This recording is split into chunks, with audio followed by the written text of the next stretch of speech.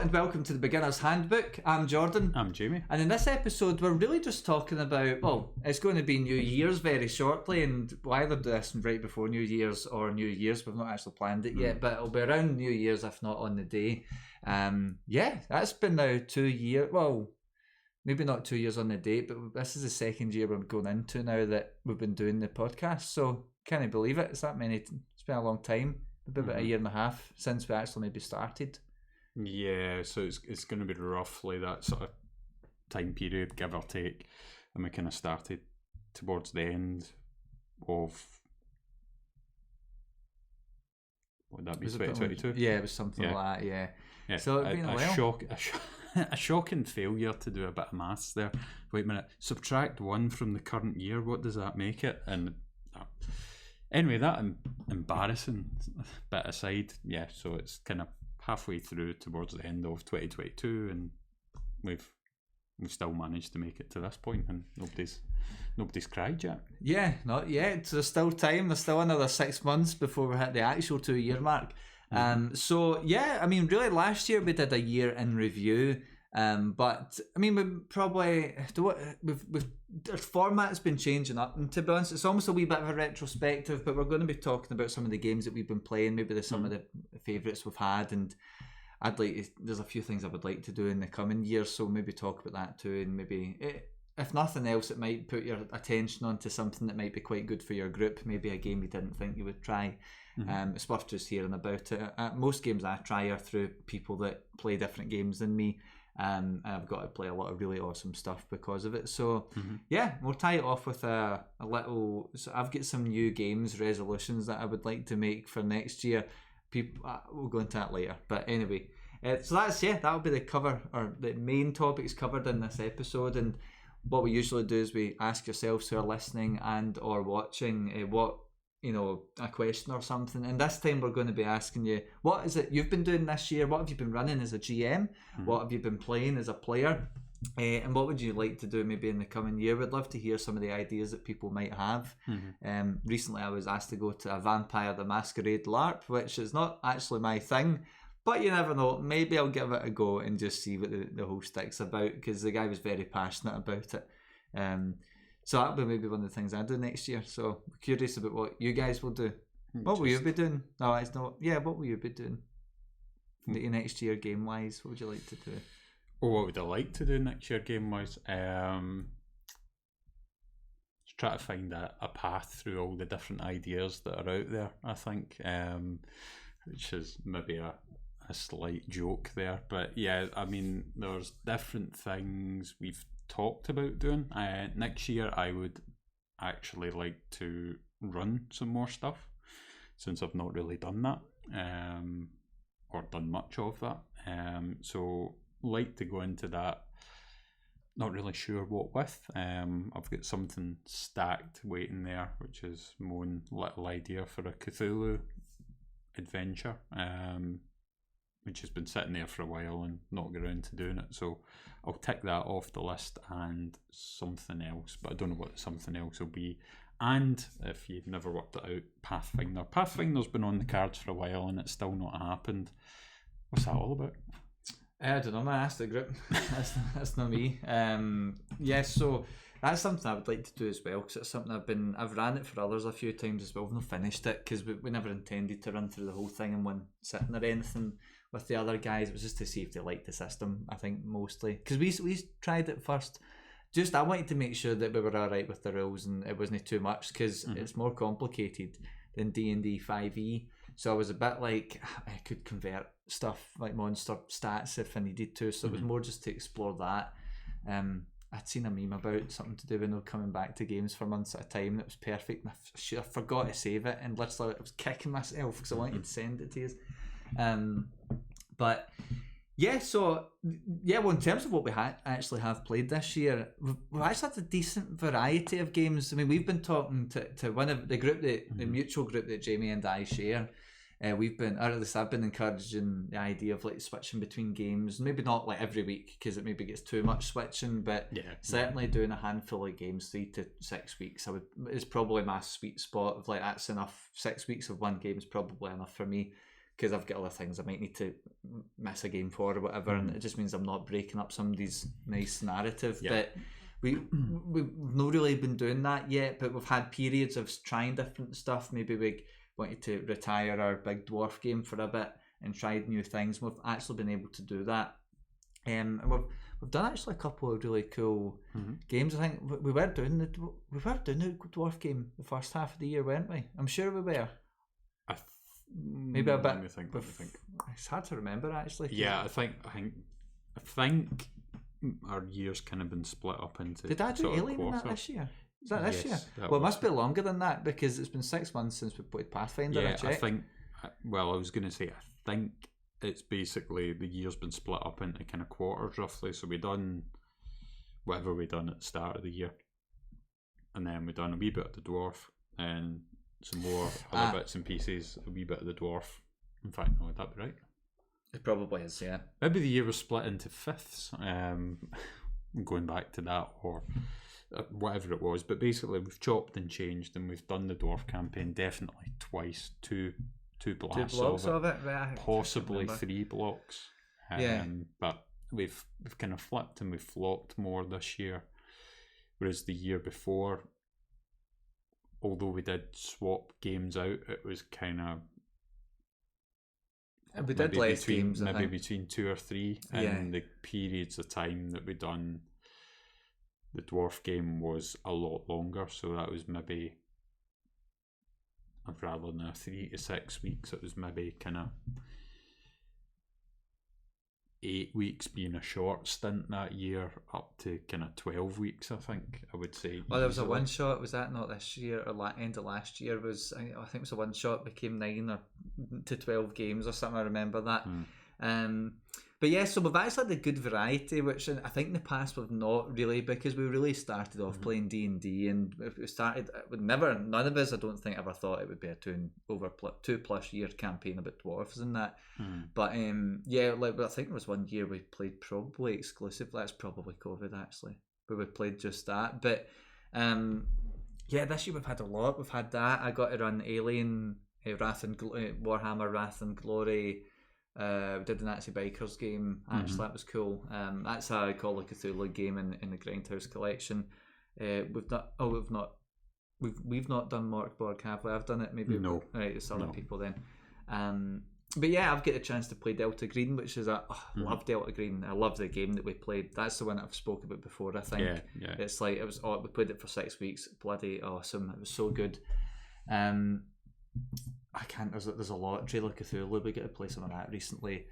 I've got to play Wrath and Glory for the first time this year as well, because I've ran it, but I've not played it until recently. That's interesting. I didn't realise you hadn't played it before. No, when we ran it, or when I ran it for you guys, I hadn't touched it or played it yet, and it wasn't until maybe within the last 3 months I actually got to play it for the first time. I've been running it for a long time now, but I've not played it, so I got to have a blast.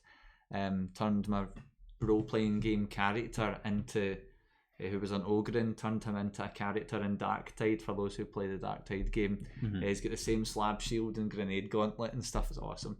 But yeah, so we got a cool amount of variety, which I've quite enjoyed, because certainly with the other groups I've got, we've done the cycling between games and things, and it's been a lot of fun to not just play different games, but have people run the same games but their own way, their own stories and things. And it's been a blast. The other groups I've played with, we've done so much. 8-player games, 12-player games. That was the worst, actually. I think it went up to 12 players. I can't remember now, although some people dipped out quite quick. So yeah, good variety this year. It's been cool. I think probably out of all of them, it's just been a good variety, because that's something I've spoke about before on the podcast, is actually getting variety and running different styles of games is actually pretty good, because it gives you better ideas and maybe it diminishes some fears I've got about some of the games you might run.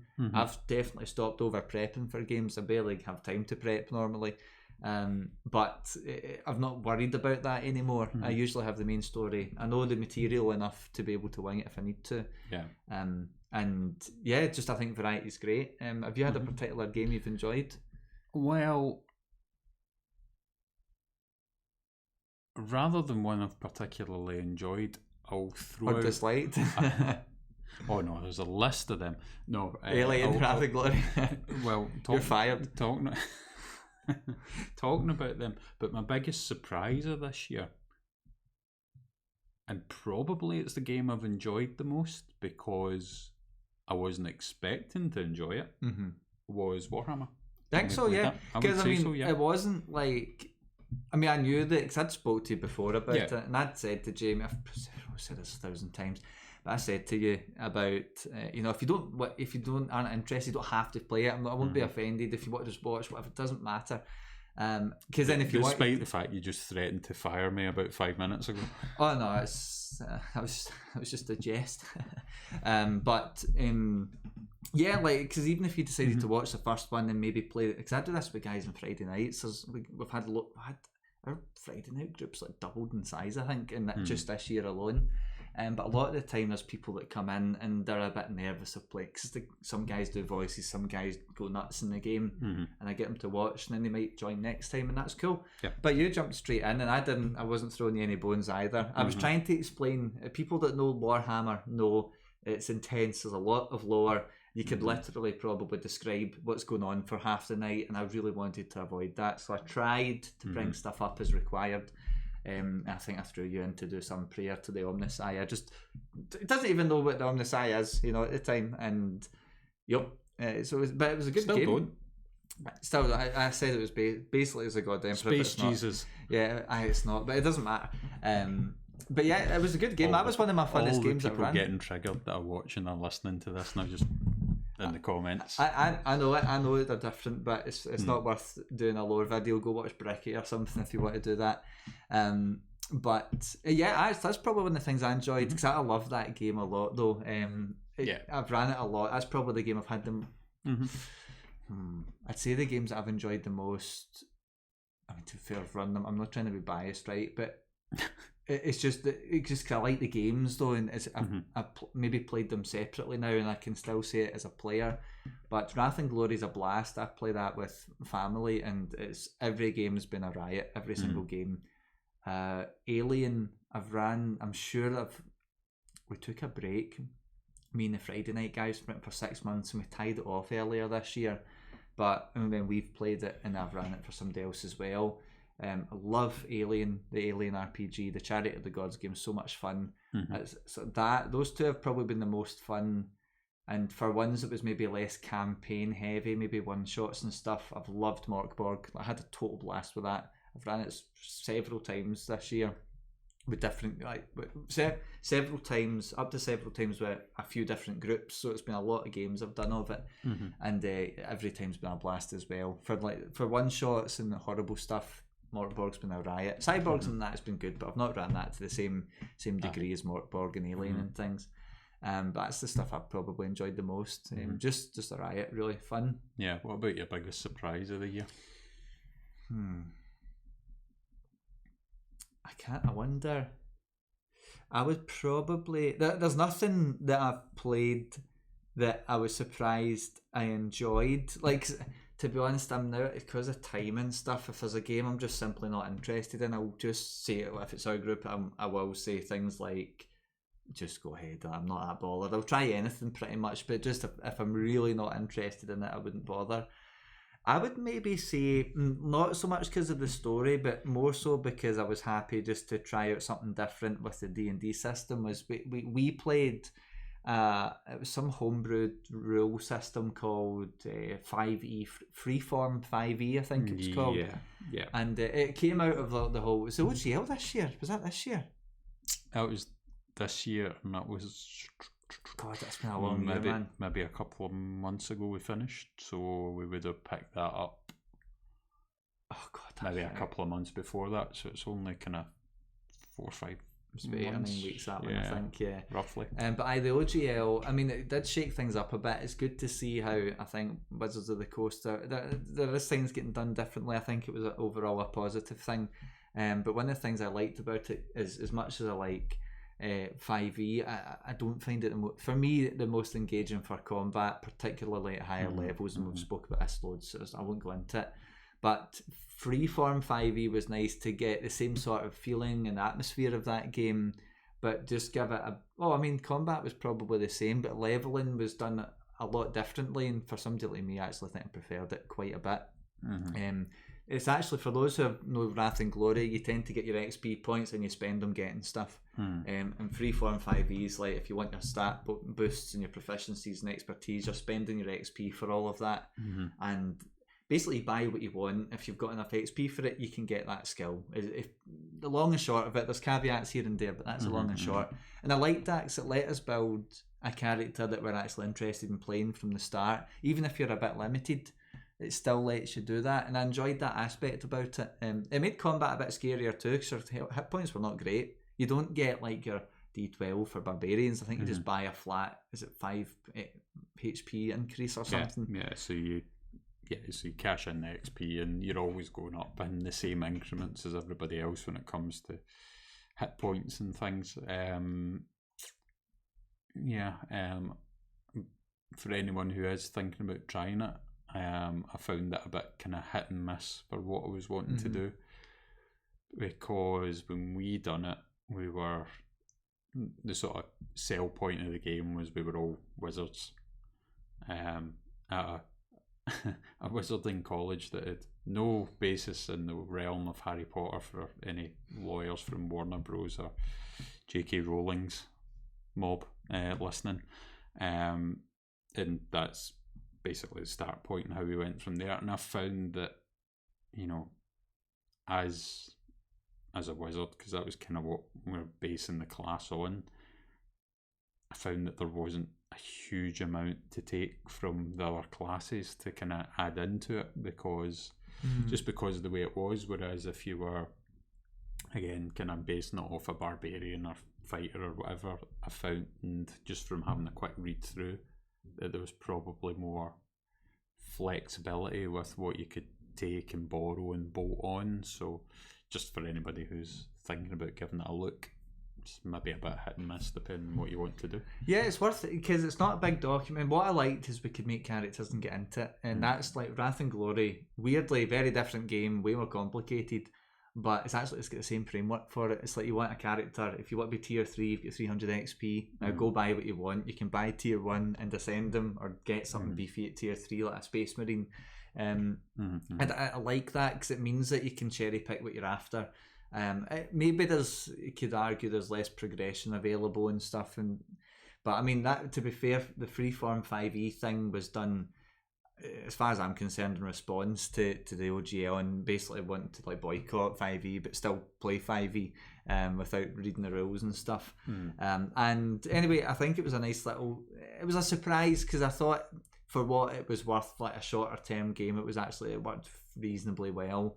But I think as far as maybe introducing new people, like, it might be a way to get them without bogging them into big core rule books and stuff. You could just make them, here's 50 XP and go and build it. It's very similar to Symbaroum, actually. They do the same thing. There's 50 XP or something, and then you buy your stats. I think you roll them, and you might be able to buy stat increases, or they might be set. But your skills you buy, it might be 20 XP to become an adept in symbology or something. And again, point to note for anybody who's thinking about trying it, you need to buy literally everything in it. You get your starting HP and stuff like that, but after that, it's, do you want proficiency in armor? Go buy it. Do you want to cast an armor? I think was one of them. You need to buy that as well. And to cast, you need to buy, and then the spells you need to buy, and then your spell slots you need to buy, and very, very quickly that all starts to sort of add up, and possibly with some of the scale in it maybe doesn't quite match 5e, because like if you're picking whatever class, then you already get your armor proficiency, and then if you're a caster, you've already got that, and then you've already got your weapons proficiencies, which you also need to buy, and so on and so on. So you've got like a level 1 character in like standard 5e has probably got, I don't know, double the amount of stuff in general that you would get from the freeform system. So again, just watch out for that if you think that you're going to have equivalents at the equivalent levels. You're probably not, and you probably need to be, say, smart for picking that as a sort of phrase if you're going to plan to kind of keep the character leveling up for a while. Yeah, it's worth a look if you want a wee fresh take on D&D. I quite enjoyed it because I've not seen anything about the new rule set or 5.5. I can't remember what it's called now. But anyway, it was worth a wee go. Yeah. And if you're familiar with Symbaroum or Wrath and Glory, similar idea. So yep, I would say that's the most surprising thing for me. It's something that I quite enjoyed, and I think going into next year, we've kind of touched on stuff you would like to do next. I'm looking forward to playing more of your games because the couple that we've actually played I quite enjoyed. So I started one of his games off as a little wimpy kind of, what was that again? It was like a wimpy priest's assistant or something in the Roman Empire. It wasn't even after post Roman, so it's medieval. Yeah, that's right. Time period. So that was kind of interesting the way you done that. I thought you were character-wise, you were going to have yourself up the kind of social hierarchy a bit more, but you went no, start right at the bottom. Yeah, I really went down low, man. I'm not even the guy holding the ladder. I'm the guy holding the dirt for the guy that's holding the ladder. I wanted to just be like, because usually, not so much in our games, but a lot of other games I play, it tends to be me pulling everything along or whatever. Some of the online games I've been doing is like that. Not our ones, but one of the other ones. And I was like, I think at that time as well, I'd just done a whole stint of basically, it was kind of like teeth pulling for some of the guys. And I love them to bits. But I went, I just want to relax in some of the games. So when it came for us to play that game, I was like, right, I'm just going to sit and just defer to everybody. It changed, I think, by the end, I ended up just taking decisions and stuff because I think there's the way some things were happening. I'm like, right, I need to go do something. I was worried, I think I was going to get killed. I can't remember why. I changed my mind a bit later on, but it was good fun. So there's maybe more of that or some of the other secret games you might have brewing away in the background. So I'm looking forward to stuff like that. And I would say probably there's a couple other groups I've got that have never played Alien. I'm really looking forward to Alien and actually going through the rest of the cinematic scenarios. One called Destroyer of Worlds, which I think is a loosely connected part 2, and Heart of Darkness, which is a loosely connected part 3. I'd be surprised if they were hard linked because there is no way that they're hoping that you'll survive one of the, not the first one anyway, because you're kind of screwed whatever you do in it. Yeah, but again, without giving anything away, it could be like part 2 is, the events of part 1 are now historic fact, and then that factors into whatever you're then doing with this new group of people and whatever new direction you go and stuff. So and one thing actually that one of my family members got last week, because I meant to send you guys a picture, was they got the Walking Dead RPG also done by Free League, which Alien's done by, and it's got a lot of the same DNA in it, which is good. They've changed how stress works. I kind of wanted a bit more of the Alien stress over in there, but it's a different game, so fair enough. But I'm looking forward to things like that, so definitely running some more Alien. I've got Morkborg and stuff I would love to do, but that stuff I can easily fit that in terms of more bigger commitments. Alien, I want to do like finishing the cinematic stuff and get the Walking Dead one going, because that's all stuff I know the source material and I love the source material, so super excited for all of those. So I guess I don't know if it depends what we've actually got going on, but if we're cycling between games, might be able to get one of them in at least. So we'll just have to wait and see. I'd be very excited to do another Alien. No John Wilson or whatever his name was, Jay Wilson or whatever, which was the corporate agent in Charity of the Gods. The guy I was speaking to in one of the Monday night, was chatting to one of my other groups. He played the same dude as well. He played the corporal agent and used that skill to get one of his pals eaten to bits, I think. It was brutal, man. He was talking about it a couple of days ago. It was awesome. I might actually, in terms of actual mechanically, I'll probably want to try some more PvP stuff. I think Alien does a good job at PvP without it being like insulting, because some people get upset at it. Yeah, and again, like for anybody who's out there and listening, again, we've done our PvP episode where we talk about a couple of things that happened in more detail. Don't want to reopen that wound. But anyway, but with Alien, the good thing about it is that if the GM is sat and explained it properly, then everybody who turns up knows that at some point it could turn into every man for themselves. And then as well as that, each of you have got your own agendas that you're all going to work to. So it's set up that before you go in, you know, the group of the team that you're turning up with, they're not necessarily going to still be your team by the end of it. So as long as everybody knows that at the start of it, and as long as everybody's taking it in that spirit, then the way it's set up, I think, is really good, because it's not like, you know, like from the start when you get your agenda, it's not like kill the player sitting to your left. You know, it's nothing as extreme and as dramatic as that. Well, it depends. But over time, it starts to maybe accelerate towards that, depending on how the situation pans out. It's so good, and it's one of these things. It's one of the examples, in my opinion, that is like doing variety of games is good, because it changed how I do some of the backstory stuff with some, like just even D&D games I'm doing. I'll ask people like, what does like I know you can do this in any game, but it's just it reaffirmed and reminded me to do it. Yeah, I mean games.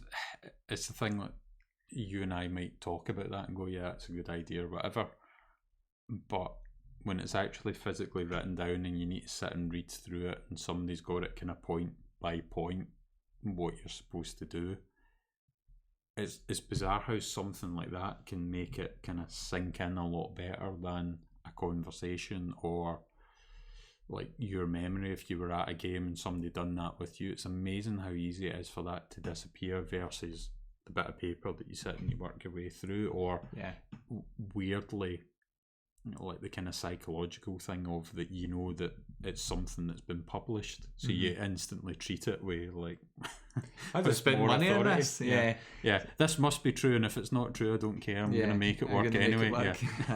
But this is the thing, a lot of games, if you do pre-gens, will give you nice little back stuff, you know, backstory stuff, or little like the Nazi Bikers game. Nazi Bikers Must Die, it's called. There's a guy that's into cryptids and stuff in it. The guy that played it in our group is alright with them. But most of these characters don't tend to have a little, like, and selfish doesn't necessarily mean you're going to screw over your buds, but it might be that, you know, the agendas are specific, like story specific, as well as kind of selfish or character. They kind of represent your character a bit, but they're specific to the story, and they change throughout the story through each act. So it gives a lot for people who have never played role-playing games, who I ran it for. It gave them a lot of juice to actually do the role play, and it made that a lot easier for them, because it had story specific guidelines, and it also suggested, like, you know, you don't like the pilot and stuff, so you want to go get drugs. I think the pilot they're a drug addict, so it's like, at whatever cost, you've got to find, you know, whatever the equivalent of, you know, your space coke is or something. So it helped. It's awesome. Really recommend it. But yeah, so that's the things that I'm looking forward to. And I thought it'd be fun, maybe before I do my resolutions for next year, I think just generally, probably if you've been listening for a wee while, probably the format's changed quite a bit since then. So it's just more a heads up that in the next year we might see some of that coming in, maybe different types of episodes. We've tried to bring them down a bit shorter, just so it's not as much of a commitment to maybe listening and things. I certainly these days get, if I see a 2-hour episode or something, I'm going, oh god, all films are like 3 hours now. I'm like, oh Jesus, I don't have this sort of time anymore. But so you might just see some of that going forward. It's just worth mentioning in the New Year's episode. But we like the format we've got, but we'll maybe be doing some new things with it as well. So we won't mention anything yet, but because there's stuff I think we mentioned last year that we didn't do. But that's fine. We can look at it later. There's a couple of things. Maybe done a quarter of it, half of it, something like that. So, but there's things that we're thinking about. So just worth mentioning it. But yeah, so I think we want to tie this off, and maybe yourselves at home could let us know what you'll be doing for this too. But I wondered about asking you, just before we finish for the New Year's, is if you get a new Year's resolution for your games, that you would like. So this year, there's something you want to address in your gaming habits, whether it is a GMing based thing, or maybe you want to do more GMing and you wish you'd done more, and you're going to make an effort to do that, or maybe as a player you've went, I'm a bit like, see when I do PvP. None of this is actually like tinted with anything. Just any sort of things, any habits you'd like to adjust. No matter what you think, no matter what I think, none of this. Yeah, but well, to be fair, you've not ran any games, so I can't judge you in your games this year. I did actually. Wait, the start. Not many. All right, many. I thought you said any, and I was like, not many. Yes, bad. you did. So you're safe for now until you run. Maybe next year I'll have a review of the games you've done. My annual game. So yeah, have you got anything? I mean, might not. I do, but what have you got? Well, again, earlier on, running some more games this year. Oh yeah, yeah. So that's my main one. That's my big one, and I kind of sidestep from like the sort of standard RPG stuff. I've again kind of talked to you earlier on. I have not done any proper gaming for literally like 10 years. So I'm going to start doing a little bit more of that. And as a sort of side shoot from that, I'd like to grab the Dark Alliance that's been redone, and then need to talk to you about this and try and grab an emulator or something for the original Dark Alliance games, because I've not played them in ages and I don't have any copies of them for my older stuff. And from that as well, just kind of see what sort of console-y, computer-y RPG stuff's kicking about and things, because I've literally not done anything. Never played Skyrim as well, for anybody who cares. You can upset some people with that. I don't know, they'll re-release it about 4 more times maybe by the time you play it. So that's 11 years old, I think, now. But yeah, I think for me it's more, I think, to be honest, I would like, I'm not wanting to fully, well, I suppose it's a resolution, so I should. I have quite openly, I've spoke to people separate to like us in our group and things, but how little I have time to prep games normally, because normally I just don't have the time.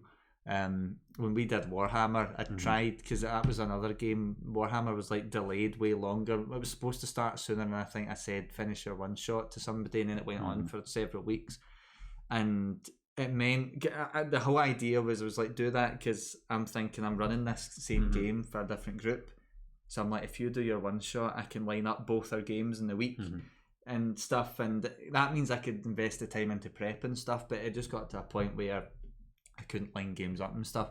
But I would like to try and dedicate more time to game prep, and it's more so for one of the big long campaigns I'm running, because it's very unwieldy. There's like 8 players at any one, to potentially up to, I mean, there's been up to 12, but on average, you know, the most, well, 6 to 8 roughly, I think. Yeah, that's like the general. It's usually, ideally, we're looking around 6, but usually there's 7 or 8 people joining us.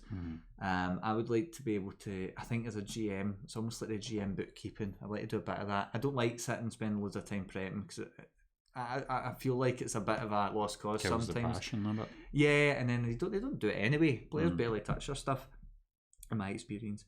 But I would like to be able to, I don't know, I just hear so many people, maybe it's a bit kind of romanticising it or whatever, but people have all this stuff to do for their players and things, and I'm not going to sit and do, design 40 battle maps myself or anything silly. But I'd like to be able to just put a bit more TLC into some of the games, actually try and work in some game prep, which might require dropping the amount of games I do a week. We'll have to see. But that's my big thing I'd like to do, because I still do a lot of games a week, even though I have reduced them a bit. But I still find it difficult to get some prep time in to just make it a bit more unique. I think most games I've been doing have been good fun, but I'd like to do a bit more. So that's it, especially for the long running D&D campaign I've got. I'd love to just, there's a lot of ideas the guys have that are great, and I've had no time to explore it. So I'd like to take care of my players a bit more, and maybe they'll take care of me, because they are absolutely ruining me every Friday night. They just decimate me. They don't care about stuff. They're killing me. They're beating me, and it sucks. Maybe they'll care if I put an effort into their character. So yeah, that's kind of my resolution, to put more TLC into game prep for the players' sake. Yeah, I'd say that's about it. Interesting, because it's not naturally something that you do. I know through what we've talked about, and again, it's not something that naturally I want to do, but that's the main reason that I always delay games, because I've not done enough for it. Mm-hmm. So it's kind of interesting that you've said that. Yeah, it's because I've spoken to a couple of people and they're like, oh, I can't believe I need to do X amount of prep. Somebody said they needed 2 months to do a campaign prep. I went, oh, come on, guy, you don't need to do that. But I'm just curious because I keep talking about it on here as well. I don't do tons of prep. I actually don't think it's necessary for me to do a lot of prep. I think with things like talking about alien and agendas, where it's very personal to that character, rather than it be formal game prep, it's more about finding out more about your characters and stuff, and just making it maybe more of a player buy-in to it. I'm not sure what that actually means yet, but it's not going to mean I'm going to do 2 hours of prep for a game. It's not happening. But might just mean I'm doing an extra few minutes or taking a portion of my limited time to focus in rather than the story, the players, and just before the game and see how it goes. Might mean I need to prep less material actually, which would be good. We'll see. So that's it. That's mine. So I think that's really it for this episode. Just wanted to do a very short New Year's one, just to let you know some of the stuff we've been up to, some of the stuff we would like to do. Just a very small update on the channel itself. But and hopefully something in here sparks off a bit of creativity for maybe a game you'd like to try. I definitely recommend Alien for those that want a scary game. We just hope that you had something that came out of this that was interesting, and I think that's really it from us. So I'll just hand it over to you for the socials. Yeah, pretty much. So again, thanks if you've been around for the whole year or part of the year, or if this is the first time seeing us and you're still here at the very end. And if you want to answer the question that we had at the start, which is, what have you been up to over the last year? What have you been playing? Then you can do that if you're on YouTube. Comments underneath. There's normally a question via Spotify that you can fire that in. There's Facebook. There's X. I think I've finally remembered to not say Twitter anymore, but we'll see how that lasts. Yeah, but by the time this gets released, it could revert back to Twitter. Well, we'll see. I mean, there's episodes we've done that won't come out for a wee while, and we say formally, but by that point, people won't even remember it was called Twitter if it's not changed. It only just occurred to me today. It made me laugh thinking about it. Yeah, anyway. Yeah, that's true. So X/Twitter. That's your New Year's resolution. Stop saying Twitter. Yeah, because I keep calling it Twitter. I get pulled up at work for it. Part me kind of like saying Twitter just to see how many people flip out over it and stuff, and see if I get blocked off of Elon or whatever. But so that's there. There's Instagram there as well. There's Discord, so you can click on that as well. And so other than that, just if you fire us a comment or something along those lines, like, subscribe, turn notifications on and all that stuff, and see you in 2024 hopefully. Yes, well, cool. Again, that's it from us, and thanks once again for listening to us either from YouTube or Spotify or wherever. Thanks for listening and or watching. It's bye from me, and Happy New Year. And bye and Happy New Year.